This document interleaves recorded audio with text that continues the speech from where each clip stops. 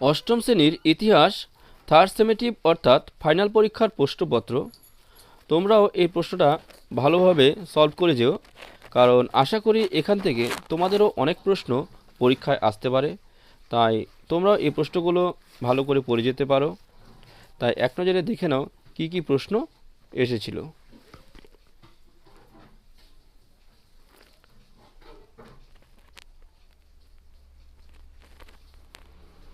এই প্রশ্নগুলো যদি তোমরা সলভ করো তাহলে আশা করি এখান থেকে তোমরা অনেক প্রশ্নই কমন পেয়ে যাবে। আর তার মধ্যে দেখো এই যে 6-এর দাগে যে প্রশ্নটা আছে, ভারতের স্বাধীনতা আন্দোলনে নেতাজি ও আজাদ হিন্দ ফৌজের ভূমিকা কী ছিল, এই প্রশ্নটা খুবই গুরুত্বপূর্ণ। দেখা যাচ্ছে এই প্রশ্নটা প্রায় প্রতিটা স্কুলেই আসছে। আর অসহযোগ আন্দোলনের ফলাফল আলোচনা করো, এটাও মোটামুটি ভালো ইম্পর্টেন্ট আছে, এটাও অনেক স্কুলেই এসেছে।